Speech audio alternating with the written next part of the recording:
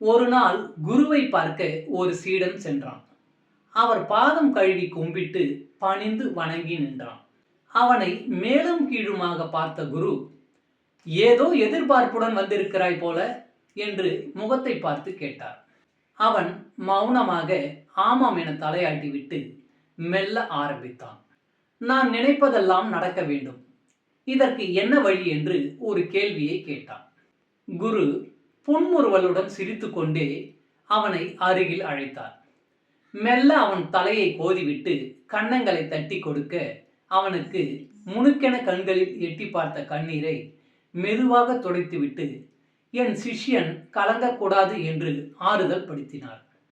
குரு, நான் ஒரு கதை சொல்லப் போகிறேன், பொறுமையாக கேள் என்று மெல்ல ஆரம்பித்தார். ஒரு ஊர்ல ஒரு இளவரசன் இருந்தான். ஒரு நாள் அவன் காட்டுக்கு வேட்டையாட போனான். வழியில் அவன் பரிவாரங்களை விட்டு வழி தவறி போய்விட்டான்.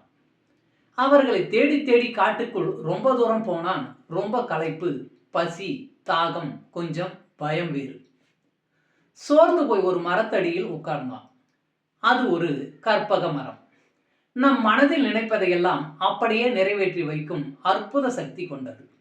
ஆனால் அது அந்த இளவரசனுக்கு தெரியாது. ரொம்ப தாகமாக இருக்கிறதே, கொஞ்சம் தண்ணீர் கிடைத்தால் நல்லா இருக்குமே என்று நினைத்தான். சற்றே திரும்பி பார்த்தால் அந்த மரத்தடியில் ஒரு சிறு குழி. அதில் குழியிட்டு நல்ல தண்ணீர் பொங்கி வந்தது. தாகம் தீர குடித்தான். சற்று நேரத்தில் பசி வந்தது.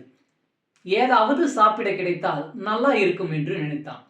அந்த மரத்தில் இருந்து சுவையான சில பழங்கள் விழுந்தன. அவனுக்கு இருந்த பசியிலும் களைப்பிலும் என்ன ஏதென்று நினைக்க நேரமில்லை. அந்த பழங்களை உண்டு பசியாறினான். பிரயாண களைப்பு, உண்ட மயக்கம், தூக்கம் கண்ணை சொக்க வைத்தது. அடடா, இப்ப பஞ்சு மெத்தையோடு ஒரு கட்டில் இருந்தால் எப்படி இருக்கும் என்று நினைத்தான். உடனே அது கிடைத்தது. ஏறி படுத்தான். காலெல்லாம் வலிக்கிறது. பிடித்துவிட ஒரு அழகான இளம்பெண் இருந்தால் எப்படி இருக்கும் என்று நினைத்தான். டங்கென்று ஒரு பெண் தோன்றி அவன் கால்களை மெல்ல வருடிவிட்டாள். அசந்து தூங்கினான். திடீரென்று முழிப்பு வந்து விழித்து கொண்டான். என்னடா இது, நாம நினைக்கிறதெல்லாம் நடக்கிறதே. ஒருவேளை இது ஏதாவது பிசாசோட வேலையா இருக்குமோ?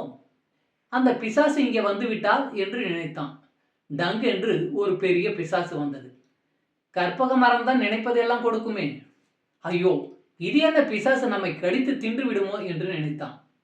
அவன் நினைத்த மாதிரியே அவனை கடித்து தின்று விட்டது. இப்படி நினைப்பதெல்லாம் நடந்துவிட்டால் நாம் பிசாசின் வாயில்தான் போய் விழுவோம் என்று குரு கூறி நிறுத்தினார். சற்று நிமிர்ந்து பார்த்தவனை பார்த்து குரு மேலும் பேசத் தொடங்கினார். நல்ல பெண் என்றுதான் நினைத்து திருமணம் செய்து கொள்கிறான். இவள்தான் வேண்டும், இவள் இல்லாவிட்டால் வாழ்க்கையே இல்லை என்று நினைக்கிறான். திருமணம் முடிந்தவுடன் ஐயோ, இவளுக்கு ஆசைப்பட்டேன் என்று நொந்து கொள்கிறான்.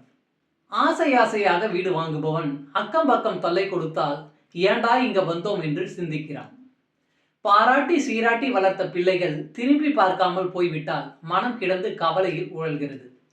இப்படி வேண்டும் வேண்டும் என்று கேட்டதெல்லாம் பின்னாளில் வேண்டாம் வேண்டாம் என்று மறுதளிக்கும்படி ஆகிவிடுகிறது. கடவுளுக்கு தெரியாதா நமக்கு என்ன வேண்டும் என்று என அவனை பார்த்து ஒரு கேள்வியை கேட்டார்.